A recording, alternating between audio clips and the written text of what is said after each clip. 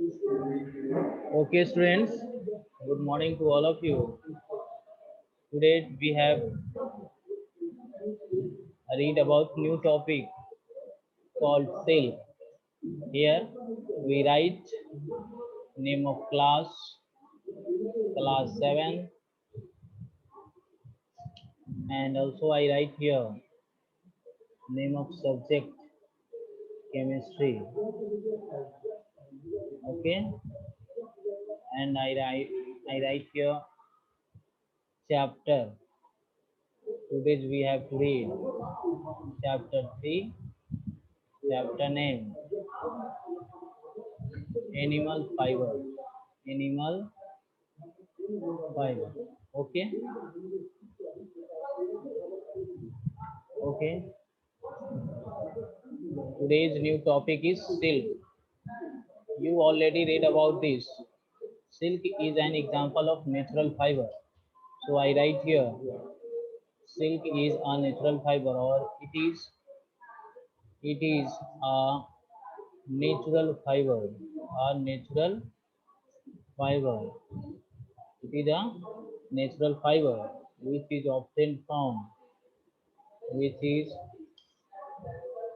obtained from which is obtained from silkworm. Silkworm. Okay. Silk is obtained from silkworm. I underline this word silkworm. You have to remember this word silkworm. If you have asked from any from which silk is obtained, so your answer is silkworm. Okay. मैं हिंदी में भी समझा देता हूँ कि silk क्या है। एक प्रकार का प्राकृतिक रेशा है, नेचुरल फाइबर है हमारा, ठीक है ना। और वह सिल्क वॉर्म से प्राप्त किया जाता है। इसको ना हम एनिमल फाइबर में ही काउंट करते हैं। This is count as animal fibre, है ना। तो ये पहली बात सिल्क के लिए हो गया, और मैं दूसरी बात इसी के बारे में लिखने जा रहा हूँ। It is count as animal fibre. Count it is count as animal fibre. यह एनिमल फाइबर में ही काउंट किया जाता है। It is count as animal fibre. But silkworm एक प्रकार का कीड़ा है, इंसेक्ट है, लेकिन फिर भी हम इसे एनिमल फाइबर में ही काउंट करते हैं, क्योंकि हम लोग को पढ़ना ही है एनिमल फाइबर। हम लोग के चैप्टर्स का ही नेम एनिमल फाइबर है। So we count as it animal fibre. Okay, चलिए आगे हम इसके बारे में आपको बताते हैं, ठीक है ना। देखिए ये सिल्क वॉर्म से तो प्राप्त किया जाता है, लेकिन उसमें क्या होता है, एक कोकून्स होता है। तो उस कोकून से हम लोग क्या करते हैं, सिल्क वॉर्म प्राप्त करते हैं। तो हम तीसरा पॉइंट हम यहाँ लिख सकते हैं। इसमें हम सिल्क वॉर्म को जानते ही हैं, it is a natural fibre which is obtain from cocoons of silk warm. अगर हम एक वर्ड यहाँ पे लिख दें तो शायद ज्यादा अच्छा होगा हम लोग के लिए। मैं एक दूसरे कलर का वर्ड इस्तेमाल करता हूँ कलर से, और मैं थोड़ा सा लिखना चाहता हूँ कोकून्स ऑफ सिल्क वॉर्म, ज्यादा अच्छा रहेगा। कोकून्स, या फिर इसको बेहतर तरीके से ऐसे लिखा जा सकता है। इसको मैं मिटा दूं थोड़ा, और फिर से मैं ऐसे लिख दूं cocoons of silk warm. Cocoons of silk warm, ठीक है ना। सिल्क वॉर्म के कोकून से प्राप्त किया जाता है, ठीक है ना। इसे ध्यान में रखेंगे, क्या है, सिल्क वॉर्म के कोकून से प्राप्त किया जाता है। अब इसे हम अंडरलाइन कर दे तो ज्यादा अच्छा रहेगा। इतनी बातें को आपको ध्यान में रखना, ठीक है ना। चलिए अब हम तीसरे पॉइंट की ओर मूव कर रहे हैं। तीसरा पॉइंट, जहाँ पे सिल्क वॉर्म की फार्मिंग की जाती है, ठीक है ना, उस प्रोसेस, जिस प्रोसेस के द्वारा सिल्क वॉर्म की फार्मिंग की जाती है उसे सेरीकल्चर कहते हैं, है ना। तो हम लिख सकते हैं the process through which the process through silk is obtained silk is obtained silk is obtained, the process through which silk is obtained is called sericulture. मैं यहाँ वर्ड थोड़ा सा अच्छे लिख देता हूँ, ज्यादा अच्छा रहेगा आपके लिए। इट इज कॉल्ड सेरीकल्चर ना। तो ध्यान में रखना इसको कि जिस प्रोसेस के द्वारा है ना, जिस प्रक्रिया के द्वारा सिल्क वॉर्म हमको सिल्क प्राप्त होता है कोकून्स ऑफ सिल्क वॉर्म से, सिल्क वॉर्म के कोकून से, उस प्रोसेस को हम लोग क्या कहते हैं, सेरीकल्चर कहते हैं। ठीक है ना। तो इतनी बातें आपको ध्यान में रखना होगा, ये बहुत अच्छी बातें हैं। अब थोड़ा सा हिस्ट्री ऑफ सिल्क वॉर्म है कि कब से सिल्क वॉर्म हमारे यहाँ आया। तो आप इसको घर पे भी पढ़ सकते हो, इसका कुछ खास नहीं है कि कितने हजार वर्ष पहले से हमारे यहाँ है, लेकिन इतना जान लो सबसे पहले सिल्क जो है चाइना में आया था। ठीक है ना। और चाइना से धीरे धीरे धीरे धीरे करके दुनिया के सारे देशों में फैल गया। ठीक है ना। तो आप इसे घर पे स्टडी कर लीजिएगा, ये साइंस का पार्ट नहीं है। ओके। और एक बात मैं नोट करके लिखा देना चाहता हूँ कि रेयॉन को आर्टिफिशियल सिल्क के नाम से जाना जाता है, याद रहेगा। देखो मैं एक वर्ड लिखा रहा हूँ, रेयॉन, याद रखना। रेयॉन एक सिंथेटिक फाइबर है, ये an example of synthetic fibre, हम ब्रैकेट में लिख देते हैं। हमने आपको लिखवाया भी था an example of synthetic fibre, थोड़ा सा कलर चेंज कर दूंगा तो ज्यादा अच्छा रहेगा। An example of synthetic fibre, an example of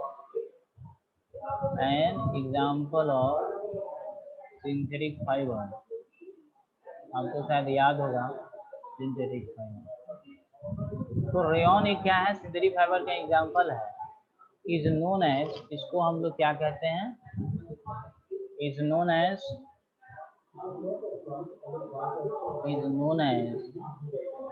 artificial silk, artificial silk के नाम से जानते हैं, याद रखना। रेयॉन को हम लोग किस नाम से जानते हैं, तो आर्टिफिशियल सिल्क के नाम से जानते हैं, याद रखना। रेयॉन को हम किस नाम से जानते हैं, तो आर्टिफिशियल सिल्क के नाम से जानते हैं। मैं दोनों लाइन को अंडरलाइन कर रहा हूँ कि रेयॉन को हम लोग किस नाम से जानते हैं, तो रेयॉन को हम लोग आर्टिफिशियल सिल्क के नाम से जानते हैं। रेयॉन एक प्रकार का सिंथेटिक फाइबर है, या इसको हम ह्यूमन मेड फाइबर भी कह सकते हैं। ओके। तो ये कुछ बातें थी जो सिल्क के बारे में आपको जानना था। अब हम लोग पढ़ने जा रहे हैं, कि life cycle of silk moth, उसका क्या सिल्क मोथ का मतलब, जिससे हम सिल्क कोकून जो प्राप्त करते हैं सिल्क वॉर्म से, या सिल्क जो प्राप्त करते हैं सेरीकल्चर प्रोसेस से, उसमें कौन कौन से प्रोसेस होता है, कौन कौन से स्टेप्स होते हैं। ठीक है ना, कौन कौन से स्टेप इन्वॉल्व होते हैं वो हम देखेंगे। इसलिए please take screenshot of this page, आप इस पेज का स्क्रीनशॉट ले लो, आप इस पेज का स्क्रीनशॉट ले लो, जल्दी आप इस पेज का स्क्रीनशॉट ले लो। Okay, I hope you have taken screenshot of this page. Okay, चलिए मैं नेक्स्ट पेज में चलता हूँ। आगे हम जो पढ़ने जा रहे हैं, हमारा जो नया टॉपिक होगा, हमारा नया टॉपिक जो है वो है life cycle of silk, life cycle of A silk moth, A silk moth. Silk moth को आप सिल्क वॉर्म भी कह सकते हो, सिल्क मोथ को आप सिल्क वॉर्म भी कह सकते हो, जिसके कोकून से हम निकालते हैं। ठीक है ना। तो सिल्क मोथ का क्या लाइफ साइकिल है, उसके बारे में आज हम लोग स्टडी करेंगे। ओके, तो देखते हैं क्या क्या है। सबसे पहला स्टेज जो है, या पहला स्टेज ही कहें ज्यादा अच्छा होगा, तो हम कह सकते हैं फर्स्ट स्टेज, है ना। सबसे पहला स्टेज जो है, फर्स्ट स्टेज जो है, सबसे पहला स्टेज जो है क्या है, कि सिल्क मोथ जो होता है या सिल्क, वो अपना एग देता है। क्या देता है, एग देता है। सबसे पहला स्टेज क्या है, कि वो एग देगा। ठीक है ना। ये सबसे है सिल्क वॉर्म क्या होगा, लाइफ साइकिल का, सिल्क वॉर्म का लाइफ साइकिल का सबसे पहला स्टेज क्या है, वो एग देगा। ठीक है ना। उसी प्रकार अगर हम दूसरे स्टेज की बात करें, सेकेंड स्टेज की बात करें, सेकेंड स्टेज में क्या होगा, सेकेंड स्टेज में क्या होगा बताइए। सेकेंड स्टेज में, सेकेंड स्टेज में इस एग से वो लार्वा बनेगा। क्या बनेगा, लार्वा बनेगा। ध्यान रखेंगे, मैं डिटेल भी करूंगा सबका। फिर अगर हम बात करें थर्ड स्टेज का, तो तीसरे स्टेज में क्या होगा बनेगा वो, तो हम थर्ड स्टेज की बात कर रहे हैं। थर्ड स्टेज की बात कर रहे हैं, 10th का क्वेश्चन है, मधुरेंद्र सर बोले थे। हाँ, तो थर्ड स्टेज जो होता है वो आपका प्यूपा होता है। क्या होता है? प्यूपा। ठीक है, हम सबको डिटेल्स करेंगे, पहले मैं लिख देता हूँ, चिंता मत करना। फिर फोर्थ जो स्टेज है हमारा, वहां से हमको प्राप्त होता है फोर्थ स्टेज से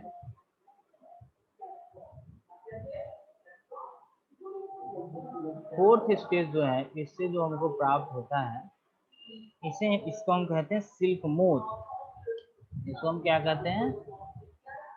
सिल्क मोथ कहते हैं इसको। ठीक है,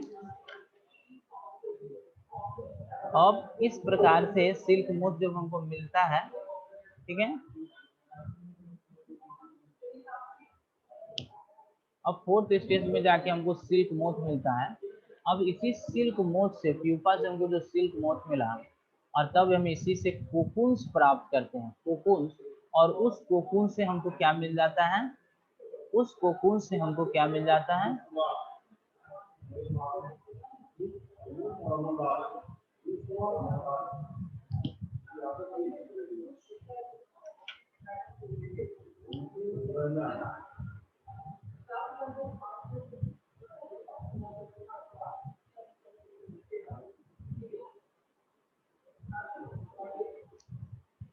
चलिए, अब फर्स्ट आगे हम देखते हैं क्या क्या है। जो फर्स्ट स्टेज है हम उसको थोड़ा सा एक्सप्लेन कर देते हैं आपको।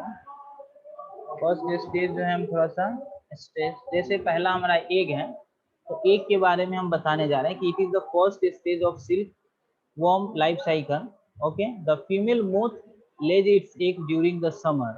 The egg hatches in spring. देखिए, अब एग जो है फर्स्ट स्टेज में जो आप बता रहे हैं, अब ये एग देता है किस सीजन में? तो ये समर सीजन में देगा। किस सीजन में? समर सीजन में एग देगा। ठीक है ना, ये समर सीजन में अपना एग दे देता है। जो इसके फीमेल जो है, फीमेल जो सिल्क हैं, सॉरी सिल्क वॉर्म जो है, वो अपना एग किस मौसम में देते हैं? तो समर में। और ये समर में देते हैं, लेकिन स्प्रिंग सीजन में हैच किया जाता है, इसलिए the egg hatches in spring. Okay ना, तो स्प्रिंग समर सीजन में होता है। और ध्यान रखना, और एक बात और बता दूं मैं, यहाँ पे मैं बताता चलूं, ठीक है ना, कि स्प्रिंग सीजन में, स्प्रिंग सीजन में स्प्रिंग सीजन में इसको हैचिंग किया जाता है। याद रखना, क्या किया जाता है? हैचिंग किया जाता है। ठीक है, स्प्रिंग सीजन में क्या किया जाता है? इसको हैचिंग किया जाता है। ओके, तो आप समझिए फर्स्ट स्टेज जो है सिल्क मोथ, वो एक देना है। एक देना है कौन सा? समर में, तो वो समर सीजन में अपना एक देगा। ठीक है ना, और वो उसका जो हैचिंग कब होता है? तो स्प्रिंग सीजन में होता है। ठीक है, अब सेकेंड स्टेज जो है लार्वा है, उसमें क्या है कि द एग हैचेज इनटू लार्वा और caterpillar which feed on tender mulberry leaf. आपको पता है नहीं, खाने के लिए इसको मलबरी लीव्स दिया जाता है। आपको पता होगा, जब ये खाना खाता है तो कौन सा खाना खाएगा? मलबरी लीव्स इसको दिया जाता है, मलबरी लीव्स, मलबेरी लीव्स हम लिख देते हैं, mulberry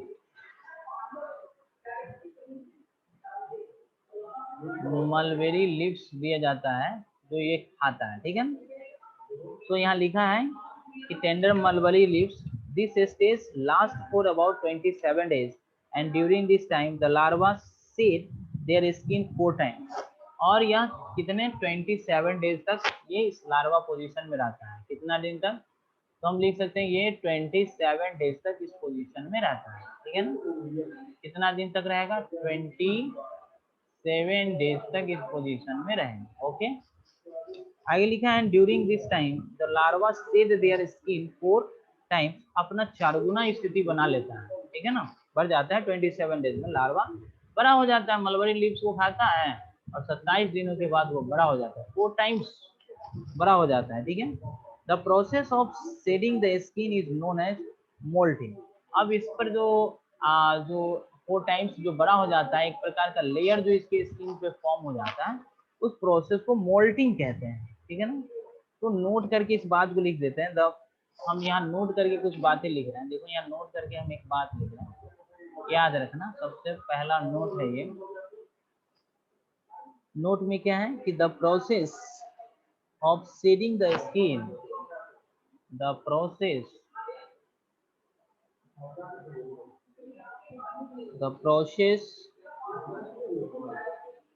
of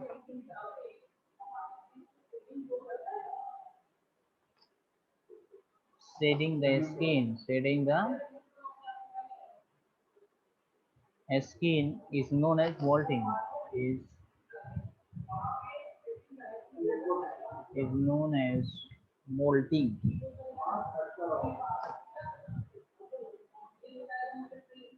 Is known as molting. Okay.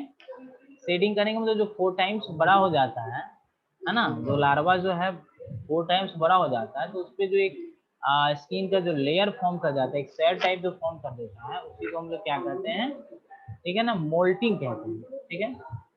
Next जो प्यूपा के बारे में कुछ लिखा जा रहा है कि the caterpillar spins fine silk filament around it is layers to form a cocoon. ठीक है ना। अब इसी स्टेज में कोकून्स का फॉर्मेशन होता है। ध्यान रखेंगे, अब इसी स्टेज में क्या होता है, कोकून्स का फॉर्मेशन होता है। प्यूपा के जस्ट बाद क्या फॉर्म करता है, कोकून्स का फॉर्मेशन होता है। तो याद रखेंगे, प्यूपा के जस्ट बाद आपके कोकून्स का फॉर्मेशन होता है और लास्ट में वो सिल्क मोल्ड में कन्वर्ट हो जाता है। Layer to form a cocoon, the silkworm takes 3 to 7 days to prepare the cocoon. और इसमें लिखा है कि सिल्क वॉर्म कितना समय ले सकता है, तो 3 से 7 दिन में सिल्क वॉर्म जो है अपना वो जो है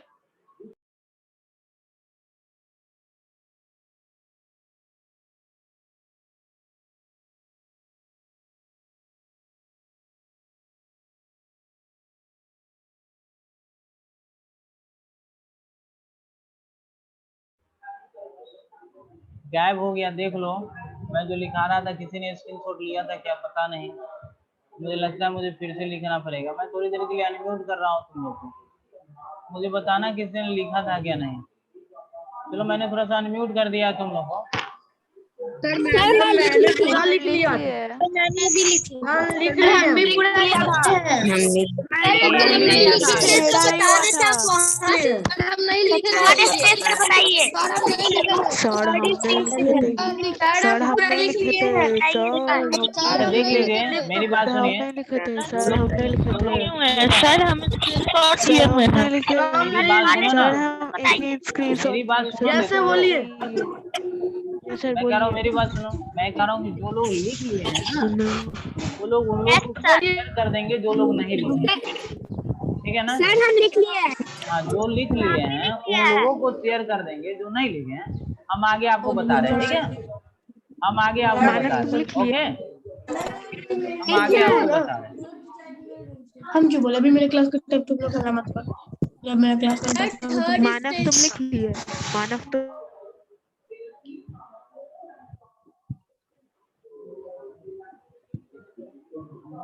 तो हम नोट जहाँ लिख रहे थे वहां आप लोग लिखेंगे। नोट जहाँ हम लिख रहे थे वहां पर आप लिखेंगे। नोट हमने एक लिखाया था, नोट नंबर 2 करके लिखना कि the silkworm takes, the silkworm, ऐसे लिखना ज्यादा अच्छा होगा। The silkworm takes 3 to 7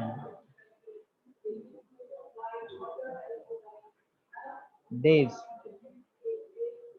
3 to 7 days to prepare the cocoon, to prepare the cocoon। Okay. तो कोकून्स बनने में, ठीक है ना, प्यूपास में हमने बताया था कि वो कोकून्स बन जाता है, तो उसको 3 से 7 दिन लग जाते हैं कोकून कोकून्स बनने में, ये बात ध्यान रखना। 3 to 7 डेज का टाइम लग जाता है कैसे प्यूपा से कोकून्स बनने में, ठीक है ना।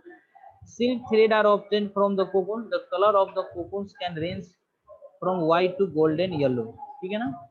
तो इसका जो कलर होगा, मैं तीसरी बात नोट में ही लिखने का प्रयास कर रहा हूँ। तीसरी बात कि कलर ऑफ जो यहाँ से जो हमको फाइबर प्राप्त होगी, फाइबर है ना, obtained from cocoons, the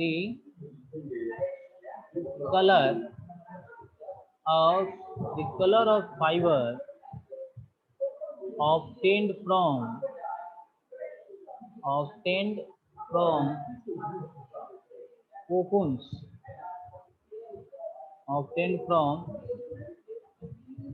cocoons, is white to golden yellow, white to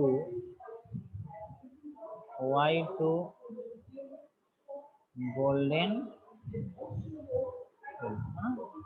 वो व्हाइट से लेके गोल्डन येलो तक आपको मिलेगा कलर, जो नेचुरल कलर होता है ना, जो नेचुरल कलर जो होता है सिल्क का, ठीक है ना। The colour of fibre, fibre की जगह पे आप सिल्क भी लिख सकते हो, जो फाइबर हम वहां से प्राप्त करते हैं या जो सिल्क हम लोग प्राप्त करते हैं, ठीक है ना, तो उसका जो कलर होता है उसका क्या हो सकता है, वो व्हाइट से लेके गोल्डन येलो तक आपको मिल सकता है, ठीक है ना। अब आगे जो फोर्थ स्टेज में हमने लिखा था सिल्क मोथ, याद रखना फोर्थ स्टेज में जहां हमने सिल्क मोथ लिखा था वहां पे the pupa changes into A moth which comes out the cocoons, the female adults lay eggs and the cycle continues, ठीक है ना।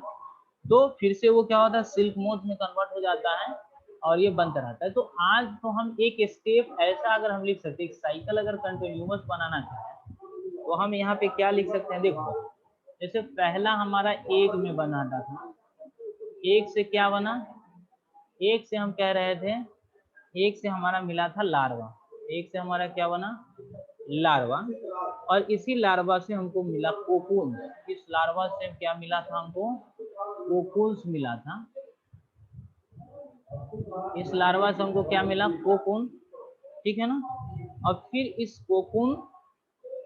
कोकून जो हमारा मिला हमको, ठीक है ना, 27 डेज में एक के बाद लार्वा बना, लार्वा के बाद हमको कोकून मिला जिसको प्यूपा भी कहते हैं, ठीक है ना, प्यूपा, उसी से हम लोग कोकून्स को प्राप्त करते हैं। तो इसके स्थान पे अगर हम ज्यादा अच्छा होगा अगर हम प्यूपा लिख दें तो ज्यादा अच्छा होगा, ठीक है।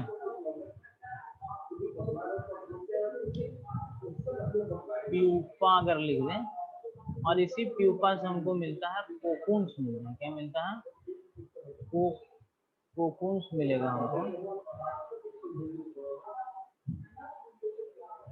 इस प्यूपा से हमें क्या मिलेगा, कोकून्स, ठीक है ना। और फिर इस कोकून से हमको मिलेगा सिल्क मोथ, क्या मिलेगा, सिल्क मोथ मिलता है। अब फिर इसी सिल्क मोथ से हमको क्या मिल जाएगा, ये एडल्ट हो जाएगा, ये क्या हो जाएगा, एडल्ट सिल्क मोथ। आप इसको अच्छे लिखो, ज्यादा अच्छा होगा। ये सिल्क मोथ से आपको मिलेगा adult silk moth, adult silk moth मिल जाएगा। और ये एडल्ट सिल्क मोथ अब इस हालात में है कि वो एग दे सकता है, और एडल्ट सिल्क मोथ से आपको क्या मिल जाएगा, एग मिल जाएगा। और यह जो साइकिल है वो कंटिन्यूअस चलते रहता है। तो नोट नंबर 4 करके तुम लिख सकते हो, नोट नंबर 4 में इसको तुम लिख सकते हो कि एग हमको मिला, एडल्ट एग, एग से हम लार्वा मिले, लार्वा से हम प्यूपा, प्यूपा से कोकून, कोकून से सिल्क मोथ मिला हमको, और सिल्क मोथ से एडल्ट सिल्क मोथ जब बड़ा हुआ और बड़ा होने के बाद फिर से वो एग देने के लिए शुरू होती है। ये कंटिन्यूअस साइकिल है जिससे हम सिल्क प्राप्त करते हैं। यहाँ जो हम लोग को यहाँ जो कोकून्स मिला था, इसी कोकून्स को अगर हॉट वाटर में हम डाल देंगे तो यहीं से हमको क्या मिल जाता है, फाइबर मिल जाएगा। इसी कोकून्स को अगर हम हॉट वाटर डाल दें इसमें, है ना, कोकून्स पर यदि हम हॉट वाटर डाल देते हैं तो यहीं से हमको क्या मिल जाता है, हमको सिल्क मिल जाता है या सिल्क फाइबर मिल जाता है। तो नोट नंबर 5 में अगर हम यहाँ चाहे तो लिख सकते हैं, क्या लिख सकते हैं हम, नोट नंबर 5 में लिखना चाहे तो ऐसा लिख सकते हैं कि ये हमारा कोकून्स जो है, ये हमारा कोकून्स जो है, इस पर यदि हम हॉट वाटर डाल दें, क्या डाल दें, हॉट वाटर, गर्म पानी डाल दें, हॉट वाटर डाल दें और गर्म पानी डाल दें, तो यहाँ से हमको मिल जाएगा सिल्क फाइबर। क्या मिल जाएगा हमको यहाँ से? सिल्क फाइबर ऑब्टेन कर लेंगे और ये प्रोसेस हमारा कंप्लीट हो जाएगा। मैं इसको आपको कंफ्यूज ना हो इसलिए मैं प्रयास करता हूँ कि इसको कुछ डब्बे में डाल देता हूँ ताकि आपको कोई परेशानी ना हो, ताकि आपको कोई परेशानी ना हो। देखो ये डब्बे वाला मटेरियल अलग है, ठीक है ना। तो इतनी बातें जो थी वो सिल्क के बारे में थी, ठीक है ना। आपके बुक में सिल्क मोथ का भी फिगर वगैरह दिया हुआ है, एक का दिया हुआ है, फिर लार्वा में जो कन्वर्ट होता है उसका दिया हुआ है, प्यूपा में दिया हुआ है, फिर वो सिल्क मोथ जो कन्वर्ट होता है वो। तो ये सारा process life cycle of silk moth आप कर सकते हो। तो ये जो हमने बनाया है ये हमारा क्या है? Life cycle of silk moth है। तो इसको हम लिख सकते हैं life cycle of silk moth. ये सिल्क मोथ का लाइफ साइकिल है जो आपको हमने एक से लार्वा बना, लार्वा से प्यूपा बना, प्यूपा से कोकून्स बना, कोकून से सिल्क मोथ बना, सिल्क मोथ से एडल्ट सिल्क मोथ बना और फिर से ये एक देता है। एक कंटिन्यूअस साइकिल ये चलता रहता है। तो यही है, आई होप आपको ये समझ में आया होगा। तो हम life cycle of silk moth पढ़ लिए, जो जो बातें हमने लिखी हैं उसको ध्यान में रखना। अब है प्रोसेसिंग ऑफ सिल्क। अब चूंकि आप फाइबर तो ऑब्टेन कर लिए हो, अब उससे क्या करो, हमने हॉट वाटर आपको बता दिया है, रीलिंग इसको कहते हैं, इस प्रोसेस को रीलिंग कहते हैं। तो मैं ये जो प्रोसेस है कोकून से हॉट वाटर डाल के जो हम सिल्क फाइबर निकालते हैं, इस प्रोसेस को हम लोग रीलिंग कहते हैं। रीलिंग और फिलाचर कहते हैं। The cocoons are obtained before the larva mature by dipping the cocoons in hot water. The process of obtaining silk thread by soaking cocoons into hot water is called reeling. तो मैं next page में इसको लिखने जा रहा हूँ, आप इसको स्क्रीनशॉट ले लो। मैं थोड़ा सा इसको सेव कर देता हूँ, आप इसका स्क्रीनशॉट ले लो। आई होप आपने इसका स्क्रीनशॉट ले लिया होगा। मैं नेक्स्ट पेज में लिखने जा रहा हूँ, ठीक है। चलो मैं नेक्स्ट पेज चला। यहाँ जो मुझे कुछ बात नोट करके लिखनी है वो मैं लिख देता हूँ। नोट नंबर वहाँ 4 लिखा था, यहाँ 5 में लिख रहा हूँ कि द प्रोसेस ऑफ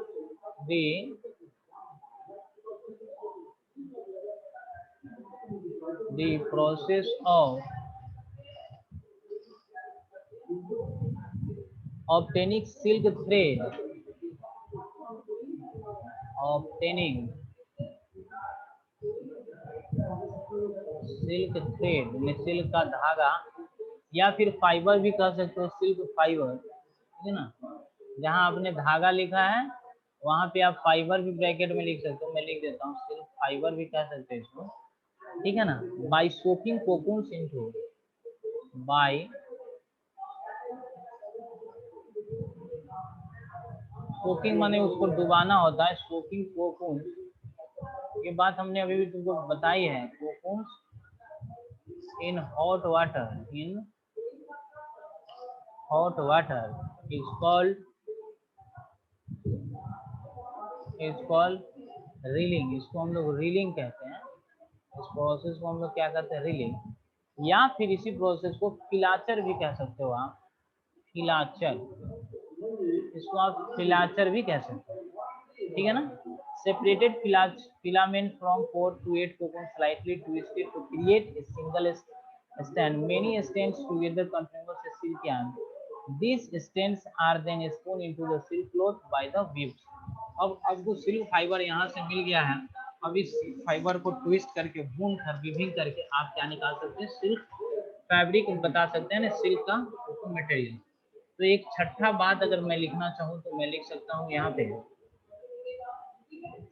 कि जो आपको इस प्रोसेस से जो आपको सिल्क फाइबर मिला, आपने अब सिल्क फाइबर प्राप्त कर लिया है, आपने सिल्क फाइबर या सिल्क थ्रेड प्राप्त कर लिया है। अब इसको आपने क्या किया?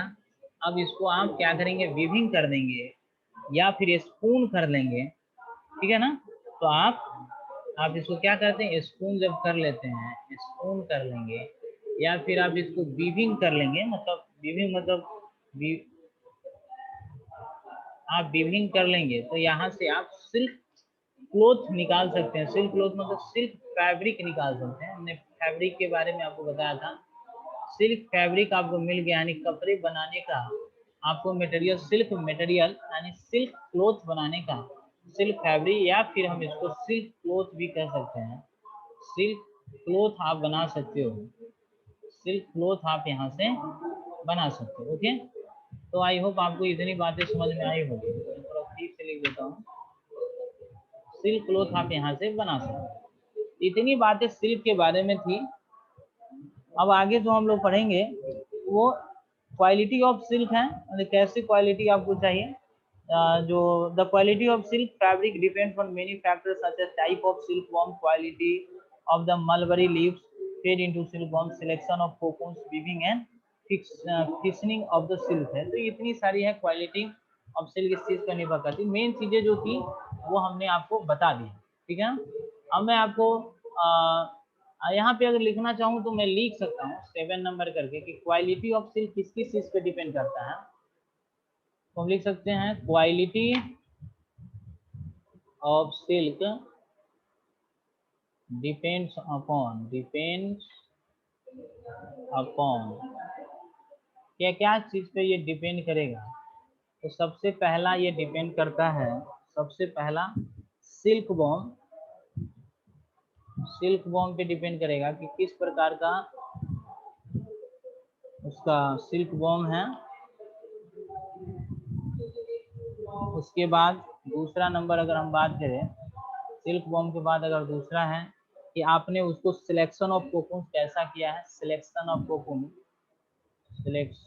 कोकून पर भी डिपेंड करता है। तीसरी बातें अगर हम बताएं तो हम कह सकते हैं कि weaving and finishing of silk thread की बारे में भी हम का सिल्क वॉर्म है। क्वालिटी ऑफ मलबरी लीव्स पर भी डिपेंड करता है। तो हम कह सकते हैं इसको हम क्या कह सकते हैं,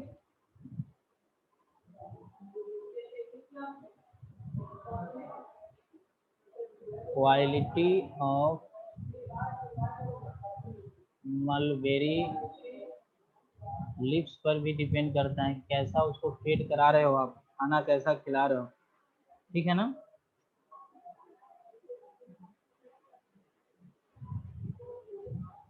तो इन सारी से weaving and finishing of the silk thread पर भी डिपेंड करता है कि आप उसको कैसे वीविंग कर सकते हो। तो हम लास्ट एक लिख सकते हैं कि वीविंग, आप जो उसको बुन रहे हो, ये वीविंग है, ये वीविंग एंड फिशनिंग,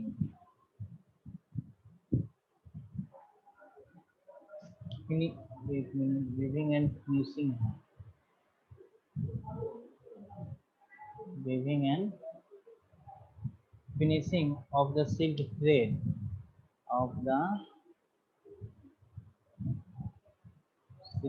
जो आपको मिला है, आप उसे कैसे कर रहे हो, इन सारी चीज़ों को। तो आप पहले इसका स्क्रीनशॉट ले लो, टाइम नहीं है, फटाफट स्क्रीनशॉट हम मैं अनम्यूट करने जा रहे हैं। अब फटाफट तुम लोग को कोई प्रॉब्लम होगा तो पूछ लेना, ठीक है।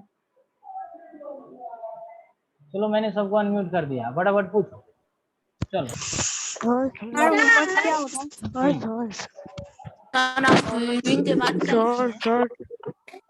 बोलो क्या कर रहे हो।